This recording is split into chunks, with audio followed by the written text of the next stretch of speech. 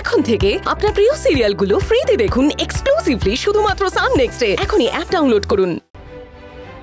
কিন্তু ও এখনো বাচ্চা।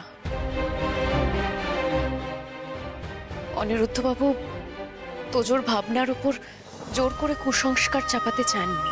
উনি চাননি যে তোজো ওনার থেকে সরে যাক, দূরে সরে যাক, ওনাকে ভুল বুঝুক। উনি এটা চাননি।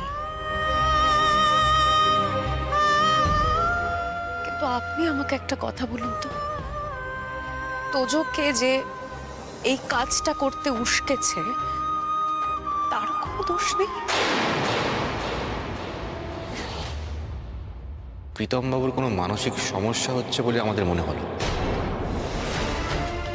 হ্যাঁ, ওর একটা অ্যাক্সিডেন্ট হয়েছিল, আর তারপর থেকে তোজো দাদু ভাইয়ের জন্মের পর থেকে সব কিছু ভুলে গেছে। তাহলে আপনারা ওনাকে একটা ভালো ডাক্তার দেখান। এবার দেখাতেই হবে, ওকে আর বাড়তে দেওয়া যাবে না। অনিরুদ্ধ,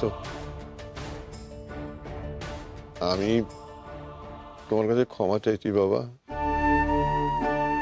দেখো, আমার এই ছেলেটার জন্য, অনেক কুলাঙ্গার ছেলেটার জন্য তোমার আর জাগৃতির মধ্যে সম্পর্ক যেন কোনোভাবে নষ্ট না হয়। সেটা হলে কিন্তু আমি মরে গিয়েও শান্তি পাবো না। প্লিজ আপনারা এসব কথা বলবেন না, আপনারা প্লিজ টেনশন করবেন না।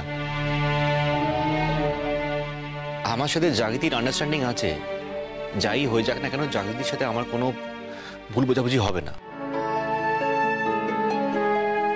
আমার শুধু একটাই প্রশ্নের উত্তর চাই। বলো। প্রীতম বাবু তোজোকে চিনতে পারছেন না, তার মানে উনি তোজোকে খুঁজতে বেরোর হননি। তোজোর উপর ওনার অত টান আছে বলেও আমার মনে হয় না।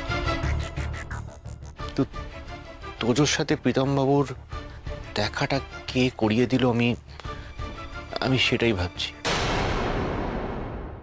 দেখো জাগৃতি, আমি মানলাম না হয় ঈশা ওকে উস্কে দিয়েছে, তা বলে তোমার ছেলেই বা সেই ফাঁদে পা দেবে কেন? তার মানে তুমি ছেলেকে ঠিক মতো শিক্ষা দীক্ষা দিতে পারোনি, সেটাই প্রমাণ হয় তো জাগৃতি? ঠিকই বলেছেন আপনি, ভুলটা আমার। আমি তো এতদিন ধরে তোজোকে এই শিক্ষাটাই দিয়েছি যে গুরুজনদের সম্মান করা উচিত, তাদের কথা শোনা উচিত।